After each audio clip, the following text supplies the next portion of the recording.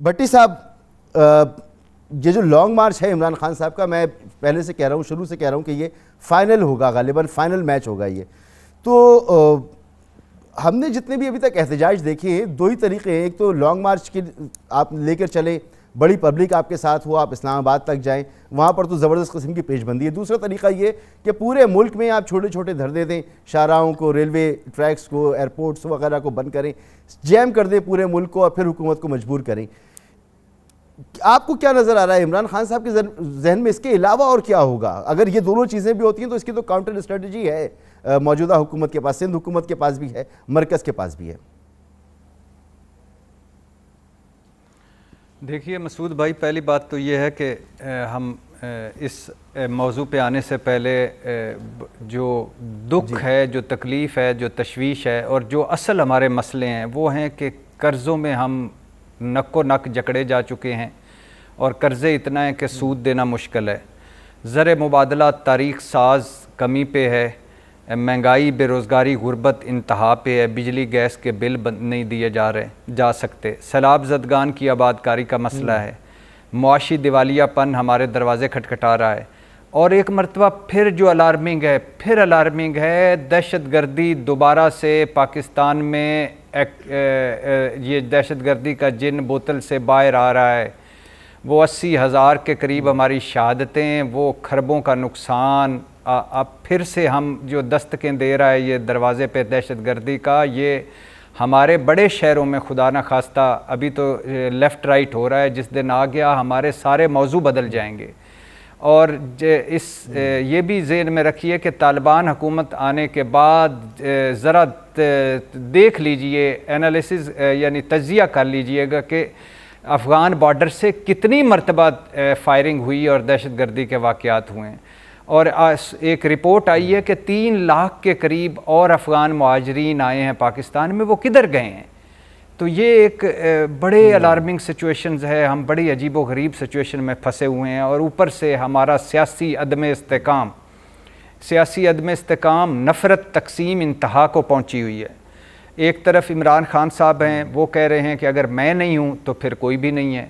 मैं हुकूमत चलाने का मतलब, पाकिस्तान आगे बढ़ाने का मतलब, मुआशी खुशहाली का मतलब इमरान खान वज़ीर आज़म, माई वे और हाई वे। दूसरी तरफ हुकूमत है, इतनी सियासी इंतकाम, यानी ये कल तक हमारे सामने आंसुओं से रोते थे कि ये 3 साल 7 माह 25 दिन इमरान खान ने हमें कैदों में डाला, हमें जेलों में डाला, हमारे खिलाफ झूठे मुकदमे कायम किए। और आज देखिए सिर्फ थोड़ा सा इनको सर उठाने की फुर्सत मिली है, इन्होंने इंतहा कर दी है। कितनी FIR इमरान खान पर कर दी हैं, कत्ल, दहशत गर्दी और मुँह भर भर के सर्टिफाइड चोर कह, हाँ मुँह भर भर के सर्टिफाइड चोर कह रहे हैं। यार आपका मसला है करप्शन है। मुझे एक सवाल का जवाब ना शहबाज शरीफ साहब दे सके, एक मरतबा हमारी ट्रांसमिशन में आए थे, कोई ना बिलावल भुट्टो दे सके। आपका मसला करप्शन है। कल तक आपके लिए जरदारी सबसे बड़ा चोर था, अली बाबा 40 चोर, वो 100%, 10% वो आप हमें बताते थे। आपने लाए थे सरे महल की उनकी वो गार्डियन की स्टोरी आप लाए थे नून वाले इस असम्बली में।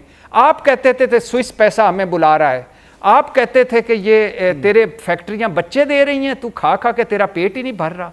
आप कहते थे अच्छा, मुझे ये बताएं आपने हमें तुर्क खातून ने अव्वल का हार बताया। ये सवाल हम सिर्फ एक 2 जुमले भाईजान, 2 जुमले, सिर्फ 2 जुमले भाईजान, 2 जुमले, सिर्फ 2 जुमले सर 2 जुमले सिर्फ।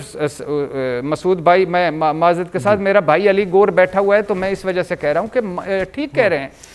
इमरान खान साहब का ये मसला नहीं है, इलेक्शन कमीशन इनके खिलाफ होगा, चीफ इलेक्शन कमिश्नर इनके खिलाफ होगा, इलेक्शन कमीशन अदालत का दर्जा भी नहीं रखती होगी, फैसला कमज़ोर भी होगा, इमरान खान को रिलीफ भी मिल जाएगा, वो तालियात नैली से भी बच गए, वो वक्ती डी सीट हुए और वो जो उनकी सीट वो इस सीट से वैसे ही पहले ही मुस्ताफ़ी हो चुके थे।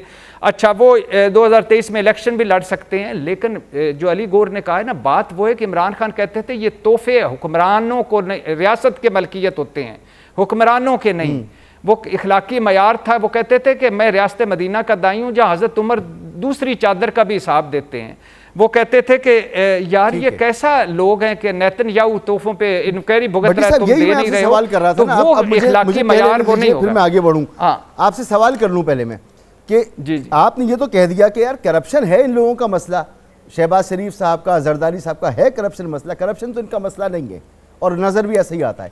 इमरान खान का मसला है करप्शन। काफ लीग को वो क्या कुछ कहते थे, आज काफ लीग उनकी इत्तेहादी है।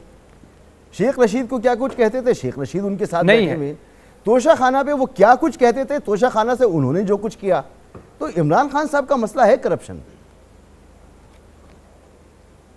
नहीं नहीं नहीं है, नहीं है, बिल्कुल नहीं है, बिल्कुल नहीं है। उसकी वजह, अच्छा ये तो अली गौर साहब का हो गया ना कि कल जरदारी साहब जो सर्टिफाइड चोर डाकू लुटेरा था, आज आपका इत्तेहादी है, पाक साफ है, और आप एक दूसरे को आप गद्दार कह चुके थे, आज सारे मुहब्बे वतन है। ठीक, अब आ जाए इमरान खान साहब पर। इमरान खान साहब का करप्शन मसला है, मगर वो अपनों के लिए नहीं। अपने नैबज़दा भी हों तो काबीना में होते हैं, अपने पिंडोरा लीक्स वाले हों तो काबीना में होते हैं, अपने साथ स्कैंडल्स की रिपोर्टें आएँ तो वो भी उन पर भी एक्शन नहीं होता। अब तो इन्होंने नैब ख़त्म किया तो वो 7 स्कैंडल्स की रिपोर्टें भी एनआरओ इमरान खान को भी दे दिया। अच्छा, अपने बीआरटी हो तो वो भी कोई मसला नहीं, अपना मालम जब्बा हो तो वो भी कोई मसला नहीं, अपना पाक पतन के मानिका हो तो कोई मसला नहीं, अपने गुजरांवाला के एहसन जमील गुज्जर हों तो कोई मसला नहीं, अपने तौसा के बुजदार हों कोई मसला नहीं, अपने पंजाब की करप्शन कहानियाँ हो कोई मसला नहीं, अपनी हीरे की अंगूठी की ऑडियो आई कोई मसला नहीं। आपने इमरान खान साहब, आप ये बदलने आए थे। जो सबसे बड़ा, 2-3 जुमले बोलने दीजिएगा, सबसे बड़ा दुख मुझे है, मुझे और कोई दुख नहीं। इमरान खान साहब ने ऑडियोस पुलसरा तबूर कर लिया है, तोशा खाना पुलसरा तबूर कर लिया है, वो सिर्फ, हाँ, मैं सिर्फ वो इस वक्त हिस्ट्री के मकबूल तरीन सियासतदान है, अनडाउटेबली मान लिया। सबसे बड़ा मसला था कि आप ये बदलने आए थे, एक तरफ आपके आदर्श, दूसरी तरफ कफलिंग्स, वुडवर्क्स, घड़ियां, अंगूठियां, कड़े, सोने के लॉकेट। ये क्यों इमरान खान साहब, क्यों? आपको तो अल्लाह ने इज्जत, आपने खुद बताया, ये बड़ा सवाल है, शोहरत, दौलत से मुझे वज़ीर-ए-आज़म बनने से पहले नवाजा आगे उठाएंगे, अंदली अब्बास साहब के सामने भी रखेंगे इसको।